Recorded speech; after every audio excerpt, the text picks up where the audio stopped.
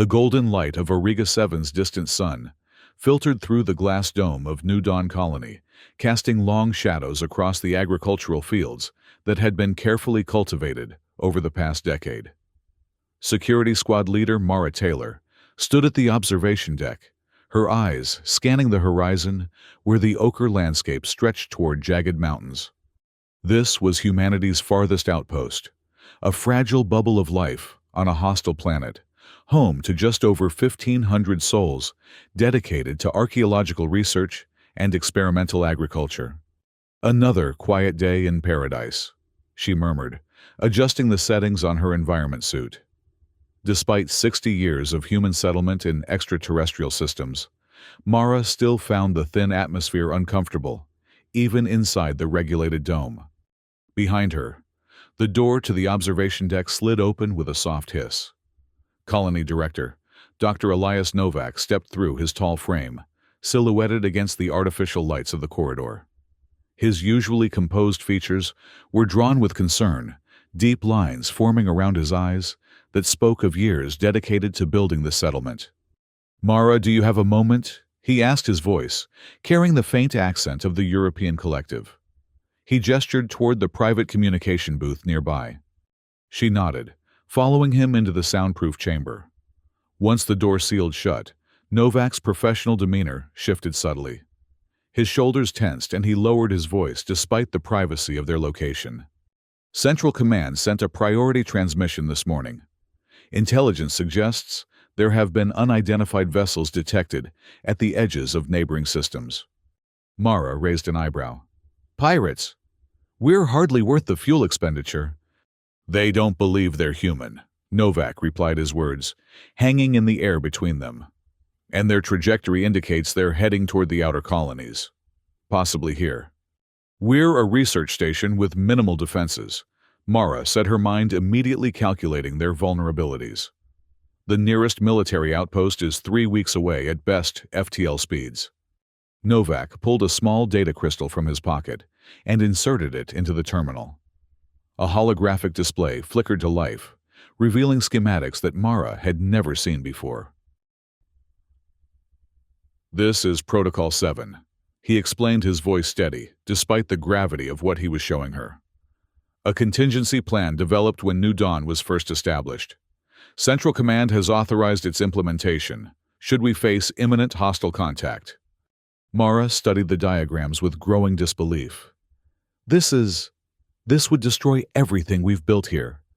"It would," Novak agreed solemnly. "But it would also ensure our people survive. The alternative—" He didn't need to finish the sentence.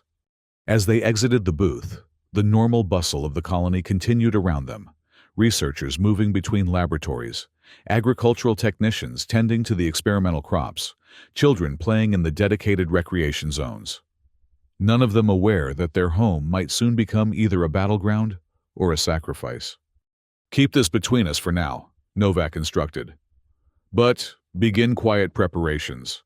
I want evacuation drills conducted under the guise of environmental system testing." Mara nodded, her gaze drifting to the massive glass panels that separated them from the unbreathable atmosphere outside. She wondered how long these walls would stand if the worst came to pass. In the underground communication center, Lynn, Echo Park, hunched over her console, her fingers dancing across holographic interfaces as she monitored deep space signals. The 29-year-old signal engineer had earned her nickname for her uncanny ability to detect patterns in the noise of space echoes of information where others heard nothing. The rhythmic beep of her system suddenly shifted, an anomalous pattern emerging from the background radiation. Lynn straightened, adjusting her headset as she isolated the signal. "That's not right," she whispered, running a comparison algorithm. The signal didn't match any known Earth vessels or automated probes. It was structured deliberate, but following no recognizable human protocol. Her heart rate accelerated as she tracked the source. The signals were coming from multiple objects decelerating from faster-than-light travel, dropping into normal space at the edge of their system. Too many for a standard exploration fleet, too organized for a natural phenomenon. Lynn's hand hesitated over the emergency alert for only a fraction of a second before she pressed it. Throughout New Dawn, the peaceful ambiance was shattered by the wail of warning sirens, a sound that many of the colonists had never heard outside of drills. "Attention all personnel." Lynn's voice echoed through the public address system steady, despite her racing pulse. "Unidentified vessels have entered our system. This is not a drill. All civilians report to designated evacuation zones. Security personnel to defensive positions. Repeat, this is not a drill." In the central administrative hub, monitors displayed real-time updates as the colony erupted into controlled chaos. Civilian coordinators guided families toward the underground shelters, while security personnel distributed the limited defensive equipment available to a research outpost. Dr. Novak burst into the command center, his face grim as he assessed the situation displays. "How many vessels?" he demanded. 17 distinct signatures, Lynn reported, not looking up from her console. "Most are large capital ship class. They're on direct approach to Auriga 7, estimated arrival in low orbit within 30 minutes. Novak exchanged a look with Mara, who had entered just behind him. Both understood the implications. New Dawn had no defensive capabilities against that kind of firepower. "Initiate Protocol 7 authorization sequence," Novak stated, his voice dropping to a near whisper. "Authorization Novak Epsilon 73. Mara stepped forward, placing her palm on the biometric scanner beside him. "Secondary authorization Taylor Omega 29. A new holographic interface appeared between them, displaying a simple countdown timer, set at 0, awaiting activation. "What is Protocol 7? Lynn asked, looking between them with growing concern. "Our last resort," Mara answered, turning to address the entire command staff present. "Listen carefully. We have less than 30 minutes to evacuate everyone to the deep shelters beneath the southwestern quadrant. No personal belongings, no research materials, just people." As the command staff dispersed to coordinate the evacuation, Novak pulled Mara aside. "Once the shelters are sealed, we'll need to activate the distributed fusion charges that were built into the colony's foundation." Mara's expression remained stoic, though her eyes betrayed her shock. "We're going to self-destruct the entire colony." "Not exactly," Novak replied, bringing up detailed schematics on his personal device. "The charges were designed to create a specific energy signature, one that will make our destruction look far more catastrophic than it actually is. The deep shelters will remain intact, but to any observer, it will appear as though we detonated something approaching a tactical nuclear device." "A bluff?" Mara asked, her tactical mind already assessing the strategy. "A message," Novak corrected. "Earth's weakest, most distant colony choosing complete self-destruction over surrender. The psychological impact could be significant." Mara nodded slowly. "How long have you known about this contingency?" "Since I accepted the position as director," Novak admitted. "I hoped we'd never need to use it." Throughout the colony, panic mingled with disciplined response as security teams directed civilians toward the evacuation routes. Medical Director Tran Min coordinated the transfer of patients from the medical facility, ensuring the elderly and infirm were transported safely to the shelters. "Move in orderly lines," he instructed, his calm voice belying the urgency of the situation. "The shelters have full medical facilities. Bring only essential medications." In the security barracks, Ensign Anders gathered a group of volunteers willing to remain above ground longer to ensure complete evacuation. "We'll be the last ones in," she told them, checking the charge on her sidearm. "Standard defensive positions until Director Novak gives the withdrawal order. Our job is to buy time, not engage in a hopeless battle." As the evacuation proceeded, the command center received updated telemetry from their orbital satellites. The unidentified vessels had accelerated, cutting their arrival time in half. "They've detected our activity," Lynn reported, her voice tense. "They know we're aware of them." Novak's expression hardened. "How long until complete civilian evacuation?" 17 minutes at current pace," Mara replied, reviewing the status updates streaming to her device. We may not have 17 minutes, Novak said quietly. Lynn, can you establish any communication with the approaching vessels? I've been broadcasting standard greeting protocols on all frequencies, she answered. No response. Their communication systems don't appear compatible with ours, or they're choosing not to answer. Outside the protective dome of the colony, the alien vessels became visible as bright points of light descending through the thin atmosphere of Auriga 7. Their design was unlike anything in human records, asymmetrical constructions of gleaming metal that seemed to shift and reconfigure as they moved. Mara watched the approaching ships through the reinforced windows of the command center, her hand resting on her sidearm in an unconscious gesture that reflected the futility of their defense. What exactly are we facing, Director? Novak shook his head. Unknown. The intelligence reports were vague encounters at the edges of human space. No survivors, no witnesses. Just colonies going silent and evidence of advanced technology, unlike our own. The evacuation is at 70%, Lynn reported, interrupting their conversation. Estimated completion in 12 minutes. Too long, Mara muttered as the alien ships began to take position around the colony's perimeter. They're preparing to land. Novak made his decision. Accelerate evacuation. Security teams to fall back to the shelter entrances. Prepare for immediate activation of Protocol 7. Throughout the colony, the security teams began their strategic withdrawal, guiding the last civilians toward the underground shelters. Medical Director Tran supervised the sealing of the medical section of the shelter, ensuring all patients were accounted for and stabilized. What happens after we're sealed in? A young agricultural technician asked him, her voice trembling. We wait, Tran answered, simply unable to offer false reassurances. In the barracks armory, Ensign Anders distributed the last of their limited weapons to her team. Remember the objective: protect the evacuation routes. We're not making a stand. We're ensuring our people reach safety. As the last civilians disappeared into the shelter entrances, Mara coordinated the final security sweep through her communication implant. All sectors reporting clear. Only essential personnel remain above ground. In the command center, Novak activated the detonation sequence for Protocol 7. The holographic display shifted, now showing a 5-minute countdown. Initiating final evacuation, he announced over the colony-wide communication system. All remaining personnel report to shelter entrances immediately. 5 minutes to Protocol 7 activation. The first alien vessel touched down on the landing pad at the eastern edge of the colony. Its hull split open with mechanical precision, revealing figures that moved with unsettling fluidity, neither fully mechanical nor recognizably organic, but some hybrid of technology and biology that human science had never encountered.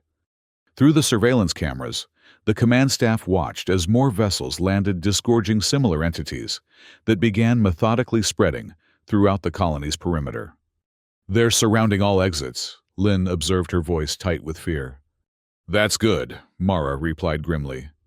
It means they don't know about the deep shelters. Novak checked the evacuation status. 98% complete. We need to go now. As they prepared to abandon the command center, a flashing alert appeared on Lynn's console. Director, I'm detecting a communication attempt from the alien vessels. They're adapting to our frequencies. Novak hesitated, then nodded. Put it through, but maintain Protocol 7 countdown. The main display flickered, showing a figure that appeared almost human in basic form, but with skin that seemed to flow like liquid metal. When it spoke, its voice had a harmonic quality that made the translation software struggle to keep pace. Humans of Colony Designation New Dawn, the figure stated, its words overlapping strangely with the harmonic undertones. Your settlement has been claimed for resource extraction. Surrender all technological assets and prepare for processing. Novak stepped forward, his face betraying none of the fear he must have felt. This is Colony Director Dr. Elias Novak. We are a peaceful research outpost. We have no valuable resources or technology worth taking." The alien figure's features shifted, suggesting what might have been amusement in its own species. "Your assessment of value is irrelevant. Our scans indicate useful biological and technological components. Resistance will result in complete elimination rather than selective processing." Without waiting for Novak's response, the transmission cut off. Through the surveillance feeds, they watched as the alien entities began methodically entering the outer buildings of the colony. 4 minutes to Protocol 7 activation, the automated system announced. "We need to move," Mara urged, drawing her weapon. "The southwest maintenance tunnel will take us directly to the deep shelter entrance." As the command staff hurried through the underground maintenance tunnels, the sounds of the alien invasion echoed through the colony above them. Mechanical whirring, the crash of equipment being overturned, the occasional discharge of energy weapons as they encountered the few defensive measures left in place. 3 minutes to Protocol 7 activation, the system announced through their communication implants. They reached the final shelter entrance, a massive reinforced door hidden behind what appeared to be a standard maintenance bulkhead. Mara entered her authorization code, and the door slid open to reveal the anxious faces of over 1,500 colonists crowded into the emergency shelter. As the command staff entered, Medical Director Tran approached them. "Everyone is accounted for except the security teams at the north and east sectors." Mara's expression tightened. Ensign Anders was leading those teams. 2 minutes to Protocol 7 activation. Novak moved to the shelter's communication console. "Anders, report status." The response came through with bursts of static. "East sector team engaged. Alien forces. Heavy casualties. North team. Retreat. Cut off from primary evac route." "Get to the maintenance tunnels," Mara instructed. "Follow emergency route Delta to the southwest shelter." "Attempting. They're jamming local communications." The transmission dissolved into unintelligible static. 1 minute 30 seconds to Protocol 7 activation. Novak faced a decision that no colony director should ever have to make: save the majority by sealing the shelter now, or risk everyone by waiting for the remaining security teams. "Director," Mara said quietly. Anders knew the protocol. They all did. The weight of command settled visibly on Novak's shoulders as he nodded. "Seal the shelter. Initiate final lockdown procedures." As the massive door began to close, a commotion erupted from the tunnel beyond. Ensign Anders appeared, supporting an injured security officer with 3 more team members behind them. "Hold the door!" Mara shouted, rushing forward to help pull them through the narrowing gap. 1 minute to Protocol 7 activation. With the last of the security team inside the shelter door, sealed with a resonant thud, followed by the hiss of the atmospheric pressure equalizing. Environmental systems hummed to life, cycling the air and adjusting the temperature for the closely packed inhabitants. In the shelter's control center, Novak accessed the Protocol 7 detonation sequence. Status of the fusion charges. Lynn ran a diagnostic from her terminal. "All charges reading functional, but there's a synchronization issue with the trigger mechanism. The signature pattern is misaligned." 45 seconds to Protocol 7 activation. "What does that mean in practical terms?" Novak demanded. "The charges will still detonate," Lynn explained, her fingers racing across the interface. "But the energy signature will be unpredictable, less coordinated. It might not create the specific effect we wanted." "Can you fix it?" 30 seconds to Protocol 7 activation. Lynn's expression was focused, determined. "I need to recalibrate the detonation sequence manually. The automated system isn't compensating correctly for the atmospheric pressure variables." Above them, the colony that had been their home for years was being systematically dismantled by alien invaders. Through limited sensor data still transmitting to the shelter, they could see the methodical progress of the mechanical-organic hybrid entities as they moved from building to building, cataloging technology and biological specimens. 15 seconds to Protocol 7 activation. Lynn Novak prompted, tension evident in his voice. "Almost. Got it," she replied, executing a final command sequence. "Detonation signature realigned. It should work as designed now. 10 seconds to Protocol 7 activation. Throughout the shelter, the colonists fell silent, many holding hands or embracing loved ones as the countdown proceeded. Parents shielded their children's eyes, partners drew close to one another, and strangers offered quiet support through proximity. 5, 4, 3, 2, 1. The silence that followed the countdown seemed to stretch impossibly long, a moment suspended between anticipation and outcome. Then, the world above them shook. The network of mini-fusion charges embedded throughout the colony's foundation activated in perfect synchronization, creating not just a physical explosion, but a carefully calibrated energy signature designed to mimic something far more catastrophic. The glass domes shattered instantly, the research laboratories collapsed, and the residential sections were consumed by expanding spheres of energy. For the alien invaders, there was no warning, no time to retreat to their vessels. Their hybrid bodies, despite their advanced technology, offered no protection against the precisely calculated destruction that engulfed them.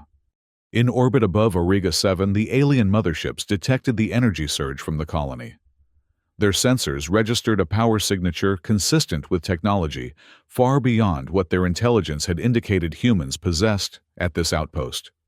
Before they could process this discrepancy, the reaction chain triggered by Protocol 7 sent a focused beam of energy shooting upward from the colony site, a side effect of the particular configuration Lynn had managed to achieve in her last-minute adjustments.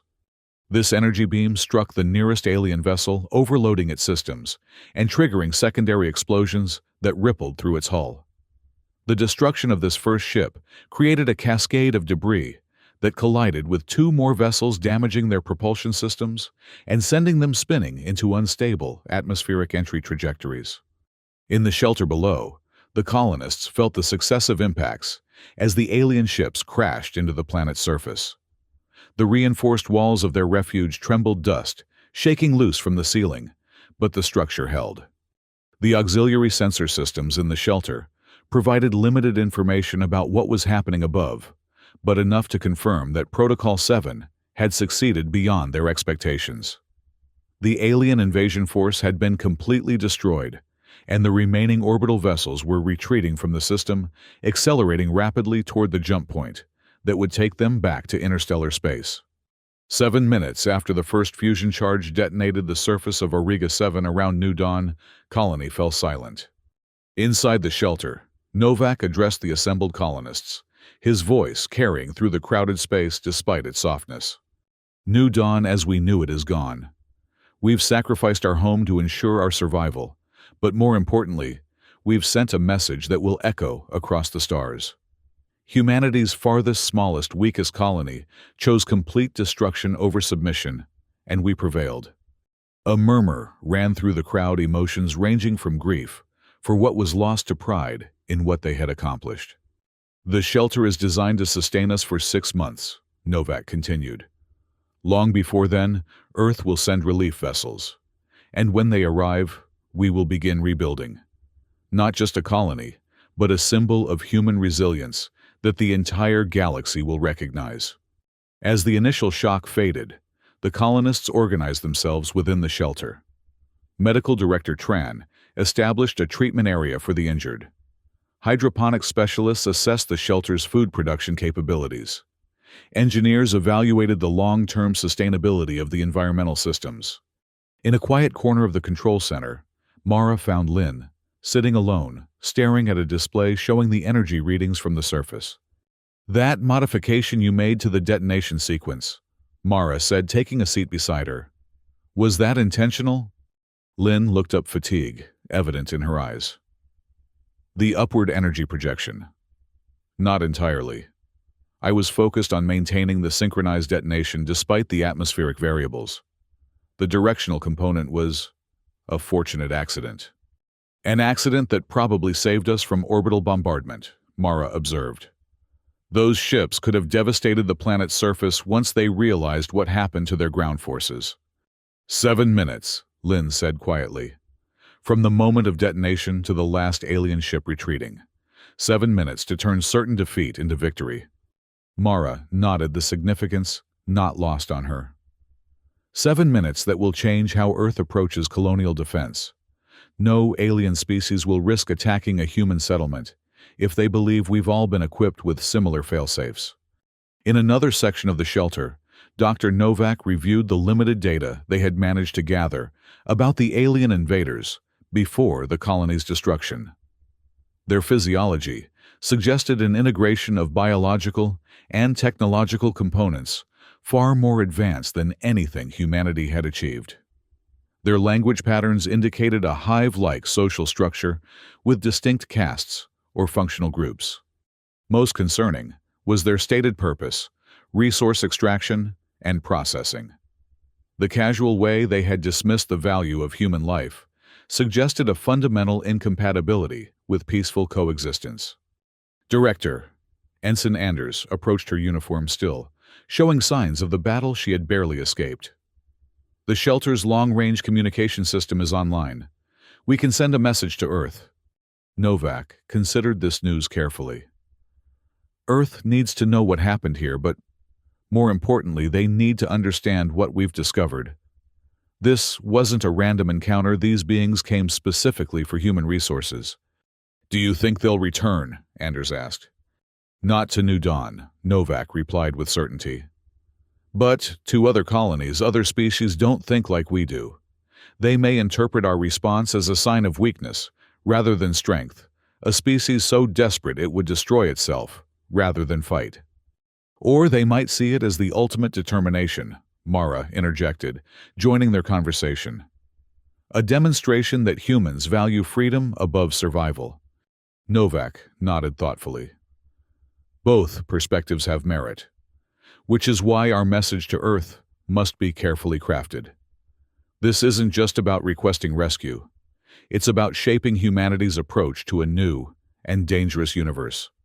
Together with the command staff, Novak composed a transmission that detailed their encounter, the implementation of Protocol 7, and the unexpected success of their desperate strategy. The message included all sensor data they had collected about the alien vessels and entities, along with Novak's assessment of the threat they represented. The transmission concluded with words that would eventually become famous throughout human space. New Dawn turned apparent weakness into strength. In 7 minutes, we transformed from prey to a warning that will echo across the stars. Send ships not just for rescue but to learn from what we've discovered. The galaxy has noticed humanity, and we must be prepared for what comes next. As the days passed in the shelter, the colony's social structure adapted to their new circumstances. The confined space necessitated careful organization and cooperation. Work shifts were established to maintain essential systems. Educational programs continued for the children. Community gatherings helped maintain morale. Medical Director Tran monitored the psychological health of the colonists as closely as their physical well-being. Loss of home creates a distinctive grief pattern, he explained during a meeting with the leadership team. Many are experiencing a form of trauma response to both the attack and the destruction of the colony. What can we do? Novak asked. Structure helps, Tran replied. Meaningful work, clear goals. And most importantly, a vision of the future that incorporates what we've lost, rather than trying to replace it. With this guidance, Novak established the Reconstruction Committee, a diverse group of colonists, tasked with planning not just the rebuilding of physical structures, but the creation of a new community identity, forged through their shared experience. 30 days after Protocol 7, the shelter's sensors detected approaching vessels. For a tense few hours, the colonists prepared for the possibility that the alien force had returned with greater numbers.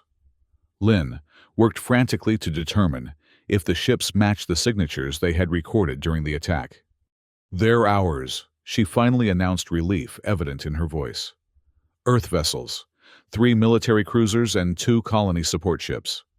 The communication system activated with a message from the approaching fleet. New Dawn Colony. This is Captain Reyes of the EDF Intrepid. We received your transmission and have come to provide assistance and protection. Your actions have changed Earth's understanding of our place in the galaxy. 3 months later, the surface of Auriga 7 around the former New Dawn site was alive with activity once more. Construction drones moved across the landscape, assembling new habitation domes and research facilities. Military personnel established defense systems that would have been unthinkable for a remote research outpost before the attack. Standing on a ridge overlooking the construction, Mara and Novak watched the new colony taking shape. "They're calling it Phoenix Base now," Mara observed, gesturing toward the central administrative complex, rising from the remains of their former home. Novak smiled faintly. "Appropriate if somewhat obvious. Though I understand Earth's need for symbolism in this moment. The defensive capabilities they're installing would have been excessive for a research station 6 months ago," Mara said. "Now they seem barely adequate." "That's the paradox of security," Novak replied. "Our supposedly indefensible position became our greatest advantage. No one expected a research colony to be equipped with a self-destruct system capable of destroying an invasion force. And now, every human settlement will be viewed as potentially harboring similar capabilities," Mara concluded. "A deterrent born from desperation." 7 minutes, Novak mused. "That's all it took to change humanity's approach to galactic security. Before New Dawn, we hoped for peaceful contact. Now we prepare for conflict while still extending a hand in friendship." "Is that sustainable?" Mara asked. "Balance between openness and protection." "It has to be," Novak answered simply. "The alternative is either naive vulnerability or paranoid isolation. Neither serves our species well." As they turned to walk back toward the temporary settlement, Novak paused, gazing up at the alien sky.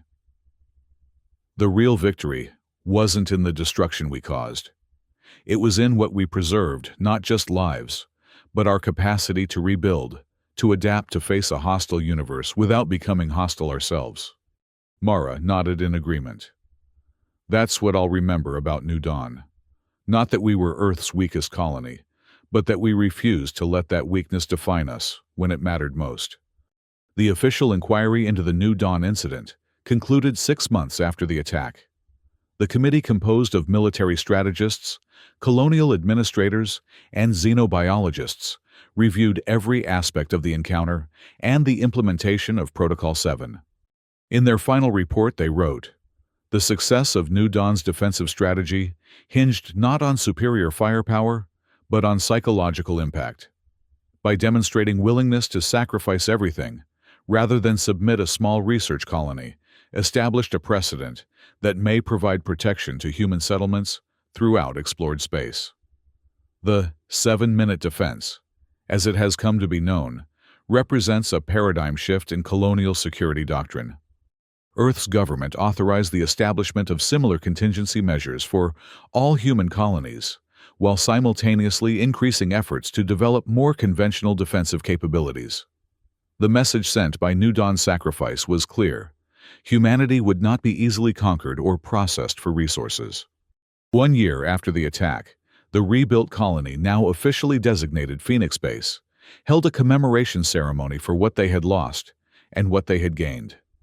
The central plaza featured a monument constructed from fragments of the original dome, glass fused into a spiraling structure that caught the light of Auriga 7's sun. Dr. Elias Novak, still serving as colony director, addressed the gathered inhabitants and the billions watching via transmission across human space.